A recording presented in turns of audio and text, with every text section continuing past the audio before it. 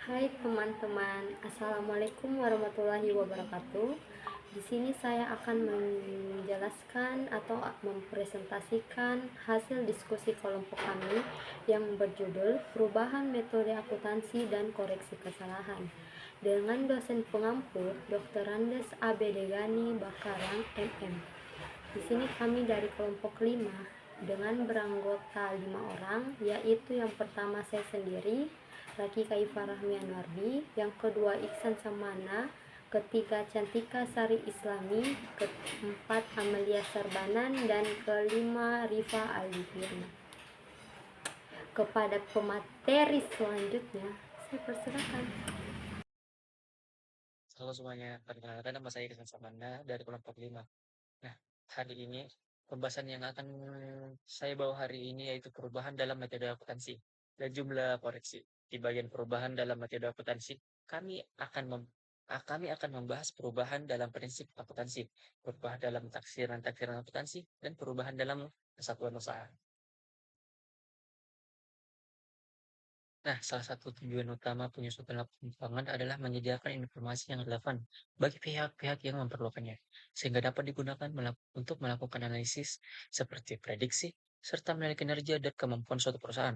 Agar tujuan ini tercapai, laporan keuangan harus memiliki kualitas yang memungkinkan perbandingan antara periode atau antar perusahaan. Perbandingan tersebut dapat dilakukan melalui dua pendekatan, yaitu yang pertama, pendekatan horizontal, membandingkan data keuangan dari satu periode ke periode lainnya untuk menilai tren dan perubahannya. Yang kedua, vertikal, menganalisis proporsi antar pos dalam laporan keuangan untuk periode yang sama, misalnya presentasi biaya terhadap pendapatan. Selanjutnya, kami akan membahas 3 perubahan dalam metode akuntansi. Yang pertama, perubahan dalam prinsip akuntansi. Yang kedua, perubahan dalam taksiran-taksiran akuntansi. Dan yang ketiga, perubahan dalam kesatuan usaha.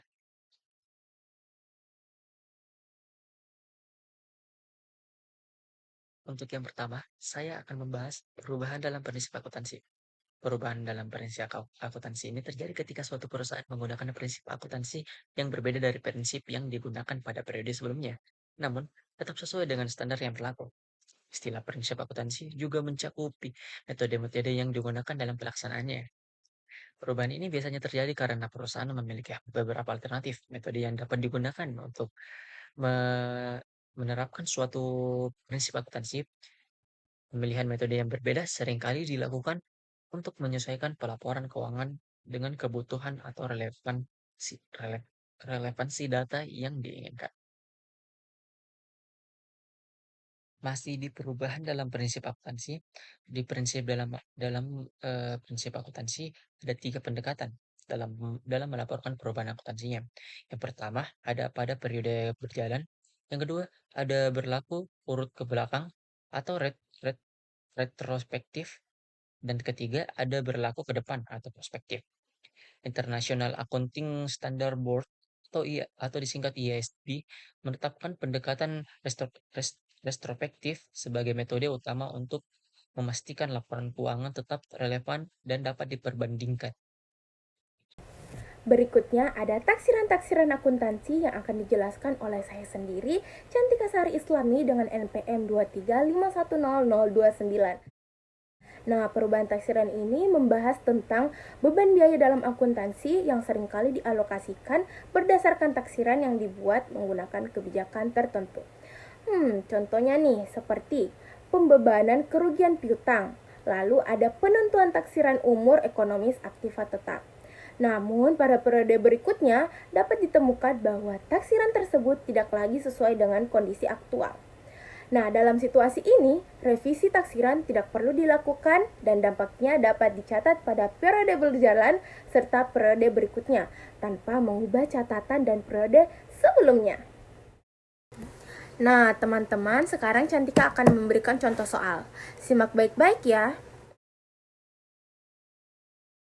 Mesin dengan harga perolehan 1 juta rupiah dengan taksiran umur ekonomis 8 tahun.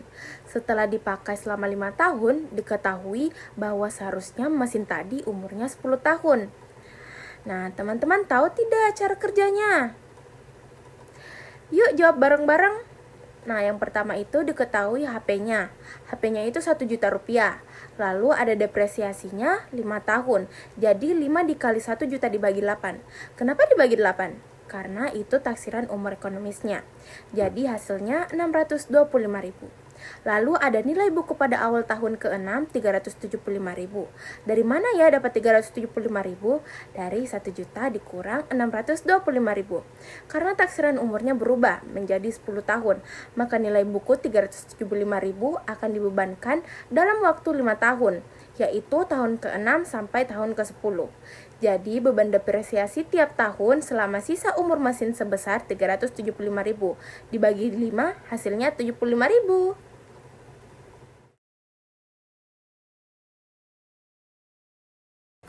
Next, ada perubahan koreksi kesalahan. Apabila terjadi kesalahan dalam laporan keuangan dan rekening-rekening, maka kesalahan-kesalahan itu harus diperbaiki agar catatan akuntansi sesuai dengan keadaan sesungguhnya. Sehingga data yang dihasilkan akan menjadi dasar dalam pengambilan keputusan tidak menyesatkan. Bagaimana sih kesalahan yang dimaksud? Yang pertama, misalkan nih, disebabkan oleh keinginan untuk menghindari pajak. Lalu yang kedua, untuk menyusun laporan keuangan yang menguntungkan sehingga harga pasar surat berharga perusahaan dapat dipengaruhi. Bisa saja dipengaruhi oleh pandangan lembaga-lembaga tertentu, seperti bank. Yang ketiga, untuk menutupi kecurangan-kecurangan dalam perusahaan, seperti pencurian uang, persediaan barang, dan lain-lainnya. Koreksi. Jurnal koreksi yang dibuatkan tergantung pada bentuk laporan laba rugi yang disusun. Terdapat 2 bentuk laporan laba rugi, yaitu pertama, all-inclusive. All-inclusive yaitu semua elemen yang mempengaruhi perhitungan laba rugi dilaporkan dalam laporan laba rugi, maka jurnal koreksi akan dicatat dalam rekening-rekening nominal. Yang kedua, ada current operating performance, yaitu laporan laba yang hanya menunjukkan transaksi-transaksi yang sering terjadi yang timbul dalam periode, maka jurnal akan dicatat dalam rekening laba ditahan. Berikut ini ada beberapa contoh membuat jurnal koreksi untuk memutulkan kesalahan-kesalahan yang terjadi dan mempengaruhi masing-masing kesalahan terhadap neraca dan laporan laba rugi tersebut.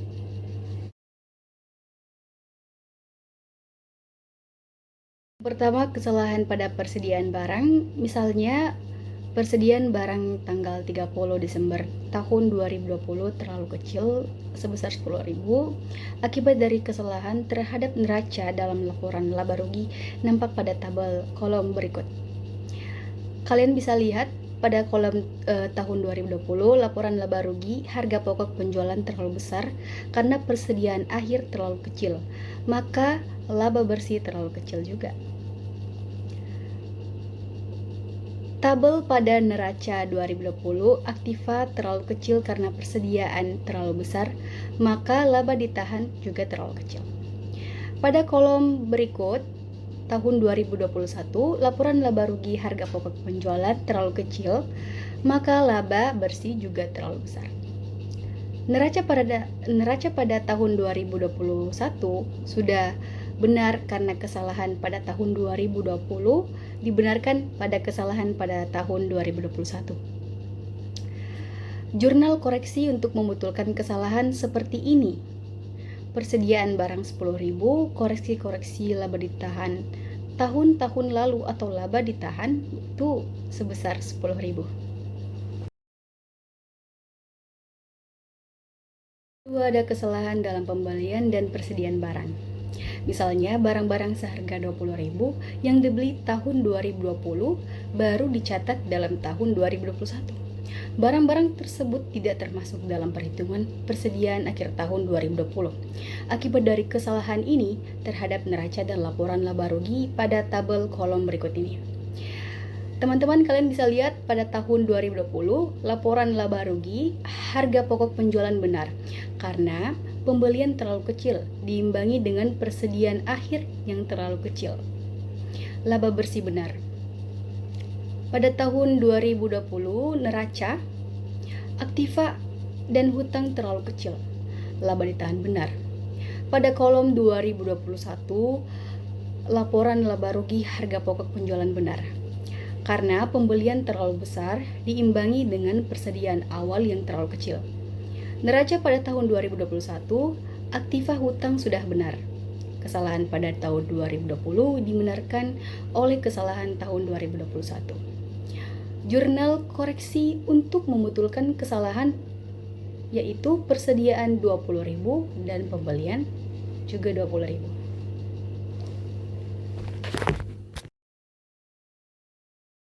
Tiga, ada kesalahan mencatat pembelian. Misalnya pembelian sebesar 15.000 pada akhir tahun 2020 baru dicatat dalam awal tahun 2021.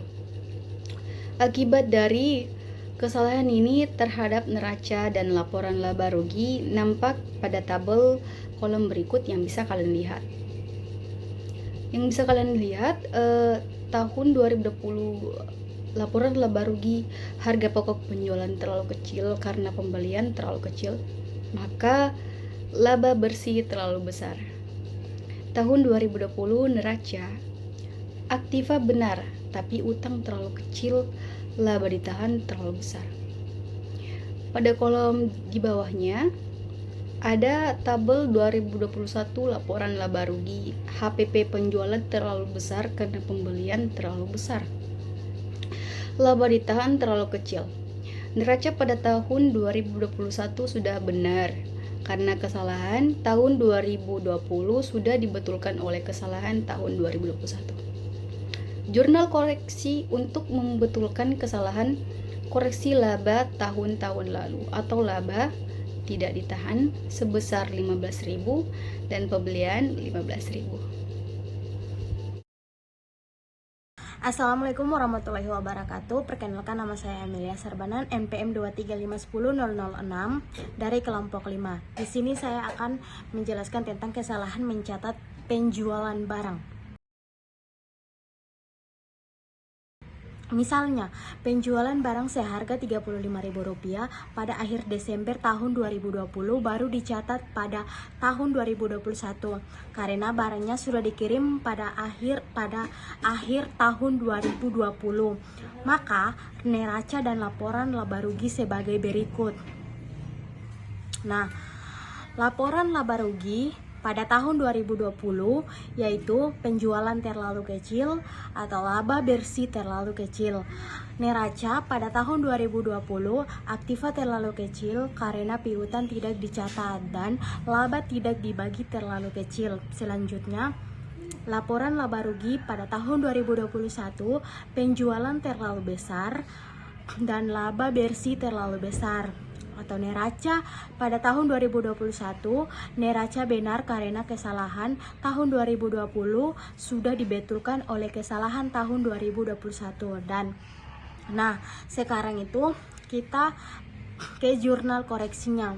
Apabila kesalahan ini diketahui sesudah penutupan buku tahun 2020, maka jurnal koreksinya sebagai berikut, yaitu jurnalnya adalah penjualan pada laba tidak dibagi. Penjualannya adalah Rp35.000 dan laba tidak dibaginya sebesar Rp35.000 juga. Nah, seperti itulah jurnal pada kesalahan mencatat penjualan barang. Baik, di sini saya akan menjelaskan lagi tentang kesalahan mencatat biaya dibayar di muka. Misalnya, pada tanggal 1 Januari 2020 perusahaan membuat perjanjian asuransi kebakaran untuk jangka waktu 5 tahun dengan premi sebesar Rp50.000 yang dibayar di muka. Pembayaran premi didebitkan ke rekening biaya asuransi dalam tahun 2020. Pada akhir tahun 2020 dibuat penyesuaian yang mencatat asuransi dibayar di muka sebesar saldo per 31 Desember 2021. Apabila pada akhir tahun tidak dibuat penyesuaian untuk premi asuransi, maka kesalahan ini akan membawa akibat sebagai berikut. Nah, yaitu laporan laba rugi pada tahun 2020 biaya terlalu besar karena tidak ada penyesuaian untuk asuransi dibayar di muka. Laba bersih terlalu kecil. Neraca pada tahun 2020 yaitu aktiva terlalu kecil karena tidak ada asuransi dibayar di muka atau laba tidak dibagi terlalu kecil. Nah, selanjutnya laporan laba rugi pada tahun 2021 yaitu biaya sudah benar dan laba bersih sudah benar, dan neracanya pada tahun 2021 yaitu aktiva benar, laba tidak dibagi terlalu kecil akibat kesalahan tahun 2020. Nah, sekarang di sini akan menjelaskan tentang jurnalnya, yaitu apabila kesalahan diketahui sebelum buku-buku ditutup pada tahun 2021, maka kesalahan ini perlu diterbitkan dengan jurnal sebagai berikut, yaitu asuransi dibayar di muka pada biaya asuransi dan koreksi laba tahun-tahun lalu atau laba dibagi, yaitu asuransi dibayar di muka sebesar Rp30.000 dan biaya asuransinya sebesar Rp10.000, dan koreksi laba tahun-tahun lalu dalam kurung laba tidak dibagi yaitu sebesar Rp40.000. Baik, terima kasih.